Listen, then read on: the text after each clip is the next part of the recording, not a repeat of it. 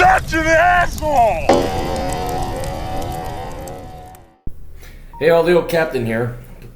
Losing my voice. We've had so much in asshole consulting, had to do a podcast. I haven't even done any original videos. We're getting some original videos done here today. But if you want to go to my sites, just go to captaincapitalism.blogspot.com. SoundCloud, Aaron Clary, Twitter, the Facebook. You guys, you can search on the interwebs. I actually had somebody complain like, what are you, 80 years old? Why do you always quote the interwebs and the Google? What's wrong with it? Just to piss you off. It's really just to get a rise out of you. So, this is from one of our agents in the field in Florida, which is where I am, by the way, right now. And Mark, he's a guitarist, and I should have him send me his site.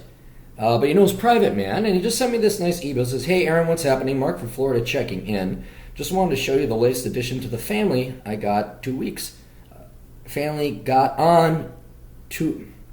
Addition to the family got on 2 wheels finally. Swear to God. Guys, right.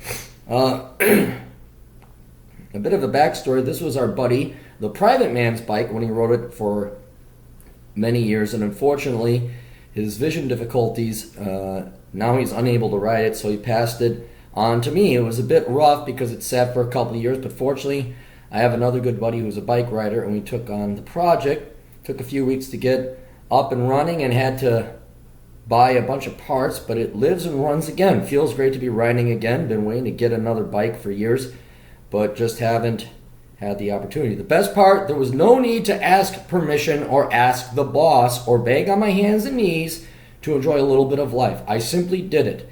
Did the majority of the work myself, including the repaint, and my buddy helped out quite a bit as well. Here's a before and after pic of Mark. And he showed me a picture of the motorcycle before that, so I want to say hi to Mark and Private Man as well. And there's a very important lesson here, ladies and gentlemen, especially for you boys. Motorcycle riding, in my opinion, because I enjoy it very much, is a life-saving endeavor. There is no experience like it. I would say I even enjoy it more than hiking and fossil hunting because it is that cool and that fun.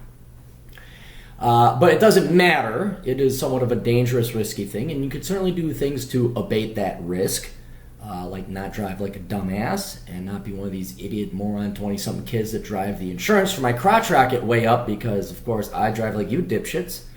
But there are still some inherent, you're not surrounded by a bunch of armor. You're on a motorcycle. And so you can actually get injured. And then wifey comes in and say, wife, I'm going to get a motorcycle. I don't know. This is how I theorize it goes because I've never been married. I've never had to ask for permission, just like Mark. But the situation happening millions of times all over America. Spring comes around, you're like, oh man, I want to get a motorcycle. And then, I don't know why, but most of you say, I think I'm going to get a motorcycle. Like you float that trial balloon past wifey, and then wifey, more often than not, gets that look. And, what? Huh? You say, what? And then you cower. Can I get a motorcycle? You can't get a motorcycle because... And in comes all the reasons. You're married to me, you're gonna die, you have children, and then you tuck your tail behind your legs. Okay. So let me give you the rules, the laws, how it should be and how you can play it.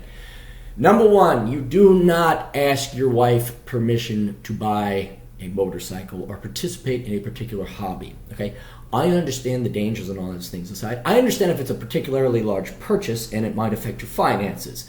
Those are valid and legitimate reasons to say, ooh, a brand new motorcycle. Shit, I went to a dealer and my God, fucking hell, 15 grand for just an average kind of like a cafe racer bike. So they can be pricey. So obviously there's the financial component, like can we afford it? That's the question. But the issue of whether you can or should, that's not wifey's choice. That's your decision, all right? You never ask your wife permission to participate in hobbies that you want to, that are relatively safe and fun, right? You don't ask your wife, oh, can I go hang gliding? Can I go hiking? Can I go out with the boys? That's the number one problem right now, and probably I'd say ultimately the number one reason why divorce is so high, and that is you men are a bunch of fucking pussies. You go on go to the dealer, find a nice used one, okay? You can pick them up. A good motorcycle. I got mine for $5,000. A little pricey, but it was a Honda, low mileage. For God's sake, don't buy a Harley. That you can't afford it, okay? I mean, even Warren Buffett can't afford it. I mean, if he bought a Harley, he put the remaining $58 billion of his fortune into just repairing that thing in 1 year. So get yourself a real bike, get a Honda or get a Japanese bike. I was just pissed off every fucking ZZ Top looking fat fuckers. Harley. And then you just show up. Say, hey, how you doing, wife? Get on the back. Now, for those of you that haven't trained your wives in properly, there's going to be a scale, a range of reaction in terms of ferocity. If you've trained your wife incorrectly, she'll be like, ooh, and you'll probably get some that night because you were a badass motherfucker, you're doing a badass motherfucking thing, and you just did it, and if you can, you train your wife in lightly, she will like that manliness. On the other extreme, you're a pussy, you didn't train your wife in right. Matter of fact, she trained you in, she hyphenated her name, and heaven help you if you're one of these goddamn pussies that combined each other's name and took on a whole new name, how progressive and Target Corporation you are. Anyway, then she will yell. There will be yelling and screaming. And you're going to take that right back. And by God, she'll threaten divorce. And you know what? You not only call her bluff, you see it through to the end if she does divorce you. Because here's what I would do, young boys and girls. If my wife ever told me, you got to take that back. If I made a decision, I'm going to pursue hang gliding. I'm going to pursue fishing. I'm going to get this boat that we can afford. As long as I understand if women have concerns about it tanking the family finances, obviously. But if she just gave me like the amount of guff and you better, I'd say, fine. Okay, sugar tits. I'm divorcing you. You don't tell me what to do. I will lead my own life. Because, dude, if your wife won't let you ride a motorcycle, you don't have a wife. You have a taskmaster, You have a slave master, right? You don't have your own life anymore. You've just given it up for pussy or because that's what you're supposed to do. I don't know, you're a Christian or a good Muslim or a good fucking Jew, and your family arranged to marry. Well, she's a good Christian. She's a good Jew. We're going to raise some good Jewish children here. We go to mosque every Sunday, or whenever the fuck you Muslims go to the mosque, I don't know. And then wifey there fucking owns you. What happened to you? What happened to your life? Nothing, right? If your wife doesn't let you ride a motorcycle, you file divorce papers. That's it. Motorcycle or divorce. And then you will, now, depending on where you are, again, did you do it the right way or the wrong way? If you did, if you trained her in, there should be no problem. If you didn't train her in, well, all that lack of training you were supposed to do is going to come due in one fell swoop. So you have to stand your ground real firm. You're not returning that motorcycle. You will threaten her with divorce. And then you're going to have to, she's going to throw everything at you. Everything. She'll threaten you with divorce and all that. That's fine. Because in the end, being married to a woman that won't let you have a motorcycle is not worth it. It's worth paying half your assets and child support and alimony to that woman to get her out of your life because you're not going to be able to live your life.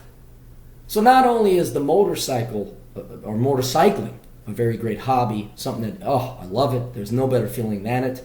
Actually, flying's pretty cool. I'll have to admit that. Flying is pretty fucking awesome. But that's really expensive. And I don't pay. I got a buddy who's got plane. You want to fly? Yeah. Just holding it in a straight line. Okay, I'm not going to fuck up. That was my flying experience right there, like 10 seconds of, okay.